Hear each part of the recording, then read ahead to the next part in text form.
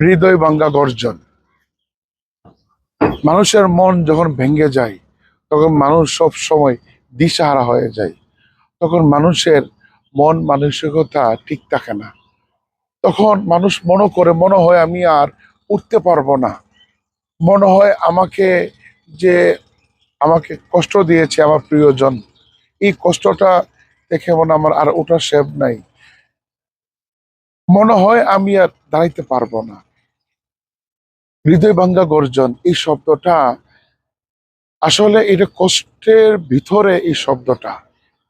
কারণ যাদের সাথে এই বিষয়টা হয়েছে, যাদের সাথে প্রিয়জন কষ্ট দিয়েছে, যাদের সাথে মানুষ অবহেলিত পাত্র হয়েছে, যারা বুঝে না বুঝে চলে গেছে, তারা কিন্তু তাদের হৃদয়ের কলিজার ভিতরে ওই আঘাতটা সবসময় তাদের অন্তরে বেজে উঠে। কিন্তু একটা কথা মনে রাখা উচিত, আপনার আপনার শেষ বলতে কিচ্ছু নাই। শেষ বলতে কিচ্ছু শুরু করেন।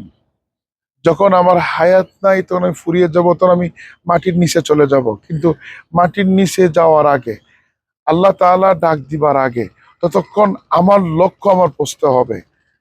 মানুষ আমাকে কষ্ট দিবে, মানুষ আমাকে বিভিন্ন কথা বলবেই, এটা স্বাভাবিক বিষয়। কিন্তু এই হৃদয় ভাঙ্গা গর্জন থেকে নিজেকে উঠতে হবে, গর্জন দিয়ে উঠতে হবে যে না, আমি হেরে যাই নাই, আমি জিততে হবে। আমাকে যে যে প্রিয়জন আমাকে কষ্ট দিয়েছে, ওই প্রিয়জনই একদিন আফসোসের কারণ হবে। সেই বলবে কি করলাম। তখন তখন তুই যে আপনার সাথে বেইমানি করছে, যে প্রিয়জন আপনাকে কষ্ট দিয়েছে, একদিন সেই আফসোস করবে আপনাকে নিয়ে। তখন সে তখন আপনি হবে আফসোসের কারণ। তখন প্রত্যেকটা মুহূর্ত, প্রত্যেকটা সেকেন্ড, প্রত্যেকটা সময় আপনাকে নিয়ে সে ভাববে। সে বলবে হয়তোবা সেই আমার বেটার ছিল, হয়তোবা আমি যার সাথে বেইমানি করেছি, যাকে আমি কষ্ট দিয়েছি, হয়তোবা এই কষ্টটা আমার অন্যায় হয়েছে। তখন সে তার ভুল বুঝতে পারবে। কিন্তু এই যে বুঝতে গিয়ে কিন্তু আপনার অর্জন করতে হবে, আপনি গর্জন দিতে হবে, এই হৃদয় ভাঙ্গা গর্জন আপনার দিতে হবে। এই গর্জন দিয়ে নিজেকে দাঁড় করাইতে হবে এবং প্রমাণ করতে হবে আপনাকে যারা কষ্ট দিয়েছে, এই কষ্টের বিপরীত আপনি নিজেকে চিনে দিয়েছেন, আপনি হেরে যান নাই। কারণ আপনি হেরে যাওয়ার আগে চিন্তা করবেন যে আমি যে হারতেছি, আমি শেষ না।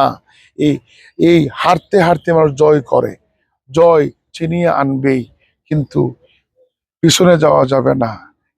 হৃদয় ভাঙ্গা গর্জন দিয়ে অগ্রসর হতে হবে। নিজেকে নিজের অবস্থান তৈরি করতে হবে, মানুষের আফসোসের কারণ হইতে হবে।